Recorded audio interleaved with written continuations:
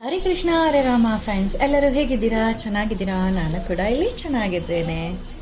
ಶಾವ್ಗೆ ಕಾಯಿ ರಸ ಅಥವಾ ಕಾಯಲ್ ಯಾರಿಗೆ ತಾನೇ ಗೊತ್ತಿಲ್ಲ. ಅದು ಹಾಸನ ಸೈಡ್ ಅಂತೂ ಶಾವ್ಗೆ ಕಾಯಿ ರಸದ ಜೊತೆಗೆ ಚಿಕನ್ ಸಾಂಬಾರ್ ಫೇಮಸ್. ಸೊ ಅಮ್ಮನಿಗೆ ಹೇಳ್ದೆ, ಅಮ್ಮ ಇವತ್ತು ರಾಗಿ ಶಾವ್ಗೆ ಮಾಡಿಕೊಡಿ ಅಂತ ಹೇಳಿ. ಅಮ್ಮ ಕೂಡ ಮಾಡಿಕೊಟ್ರು. ಅವ್ರು ಹೇಗೆ ಮಾಡಿಕೊಟ್ರು ಅಂತ ಹೇಳಿ ನಿಮ್ಮ ಜೊತೆ ಶೇರ್ ಮಾಡೋಣ ಅಂತ ಹೇಳಿ. ಫ್ರೆಂಡ್ಸ್, ರಾಗಿಯಲ್ಲಿ ಝೀರೋ ಕೊಲೆಸ್ಟ್ರಾಲ್ ಇದೆ, ಕ್ಯಾಲ್ಶಿಯಂ ಇದೆ, ವಿಟಮಿನ್ ಇದೆ, ಪ್ರೋಟೀನ್ ಇದೆ, ಫೈಬರ್ ಇದೆ, ಹಾಗೆ ಕಾರ್ಬೋಹೈಡ್ರೇಟ್ಸ್ ಕೂಡ ಇದೆ. ಸೊ ರಾಗಿಲಿ ಇವೆಲ್ಲ ಇದ್ಮೇಲೆ ನಾವು ಅದನ್ನು ಡೈಲಿ ಯೂಸ್ ಮಾಡಲೇಬೇಕಲ್ವ. ಸೊ ಮೊದಲಿಗೆ ಇಲ್ಲಿ ಒಂದು ಬಾಣಲಿಗೆ ರಾಗಿ ಹಿಟ್ಟನ್ನು ಹಾಕ್ಕೊಂಡು ಅದನ್ನು ಚೆನ್ನಾಗಿ ಹುರ್ಕೊಳ್ತಾ ಇದ್ದೀವಿ. ರಾಗಿ ಮುದ್ದೆಗೆ ಅಂತ ಹೇಳಿ ಬಿಡಿಸಿಟ್ಟಿರ್ತೀವಲ್ಲ ಹಿಟ್ಟು, ಸೊ ಅದನ್ನೇ ಹಾಕ್ಕೊಂಡು ಹುರ್ಕೊಳ್ತಾ ಇರೋದು. ಹಿಟ್ಟು ಘಮ ಘಮ ಅಂತ ಹೇಳಿ ಸ್ಮೆಲ್ ಬರಬೇಕು, ಕೈಯಲ್ಲಿ ಮುಟ್ಟಿದ್ರೆ ಆ ಬಿಸಿ ತಾಗಬೇಕು, ಅಲ್ಲಿ ತನಕ ಹುರ್ಕೋಬೇಕು.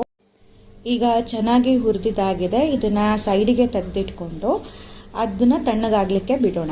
ಅಷ್ಟರಲ್ಲಿ ಒಂದು ಪಾತ್ರೆಯಲ್ಲಿ ನೀರನ್ನ ಬಿಸಿ ಮಾಡ್ಕೊಳ್ಳೋಣ. ನೀರು ಚೆನ್ನಾಗಿ ಕುದಿ ಬರ್ತಾ ಇದೆ. ಇದಕ್ಕೆ ಈಗ ತಣ್ಣಗಾಗಿರೋ ಅಂತಹ ಹಿಟ್ಟನ್ನ ಹುರಿದಿಟ್ಕೊಂಡಿದ್ವಲ್ಲ, ಸೊ ಅದನ್ನು ಸೇರಿಸ್ಕೊಳ್ಳೋಣ.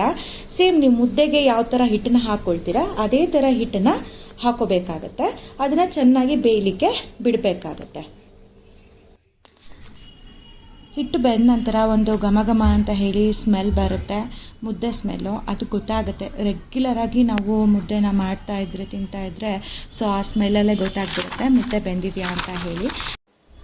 ಒಂದು ಗಂಟಿಲ್ದಲೇ ಇರೋ ರೀತಿಲಿ ಅದನ್ನು ತೋಳಿಸ್ಕೊಂಡು ಹಿಟ್ಟನ್ನು ಹದ ಮಾಡ್ಕೋಬೇಕಾಗುತ್ತೆ.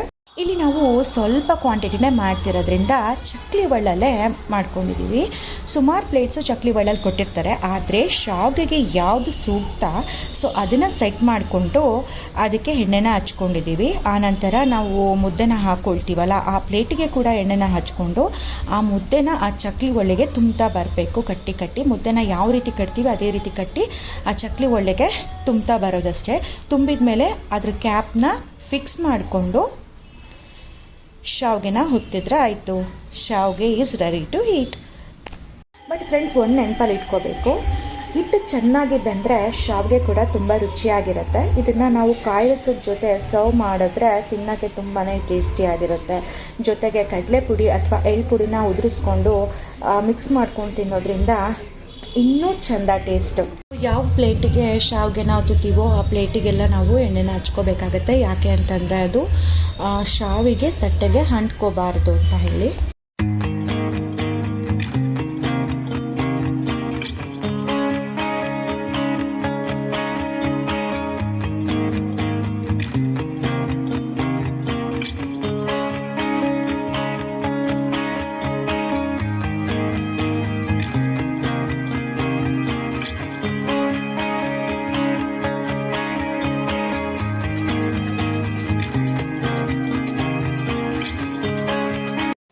ಚಿಕನ್ ಸಾಂಬಾರ್ ಅಲ್ದಲೇನೂ ಕೂಡ ಇಚ್ಕೋರೆ ಕಾಳು ಸಾಂಬಾರ್ ಜೊತೆಗೂ ಕೂಡ ಶಾವ್ಗೆ ಮತ್ತು ಕಾಯಿ ರಸ ತುಂಬಾ ಚೆನ್ನಾಗಿರುತ್ತೆ.